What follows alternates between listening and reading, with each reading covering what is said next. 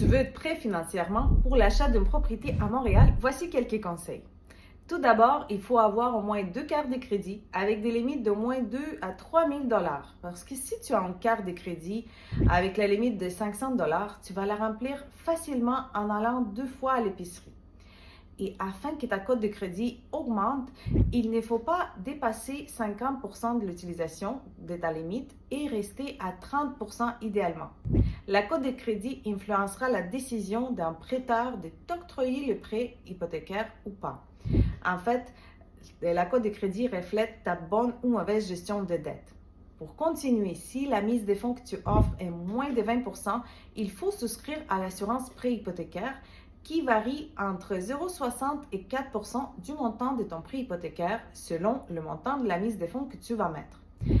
Sache que cette assurance n'est pas disponible si le prix d'achat dépasse 1 million de dollars.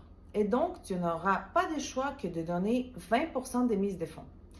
En plus, si tu es travailleur autonome avec des revenus jugés insuffisants ou ta cote de crédit n'est pas assez élevée, tu seras peut-être obligé de souscrire à cette assurance prêt même si tu donnes 20% de mise de fonds. Pour ajouter, si tu as des dettes fiscales, par exemple, tu n'as pas payé tes impôts ou tes taxes foncières, les institutions financières vont sûrement refuser de te prêter de l'argent étant donné que les dettes gouvernementales sont prioritaires et passent avant les dettes hypothécaires.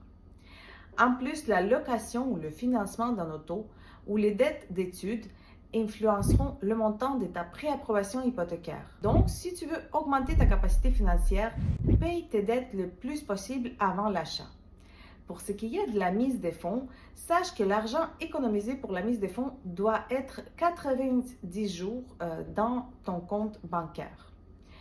Une mise de fonds peut aussi provenir d'un don octroyé par un membre de la famille et ce gratuitement, accompagné avec une lettre d'appui.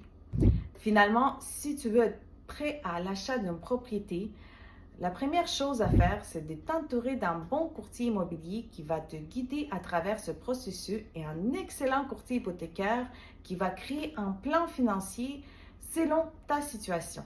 C'était ta Minute Immo avec Véro, ton courtier immobilier d'RE/MAX. Suis-moi pour apprendre plus d'astuces et conseils immobiliers. Tu peux me rejoindre aussi au 514-998-7112 pour toutes tes questions et besoins immobiliers.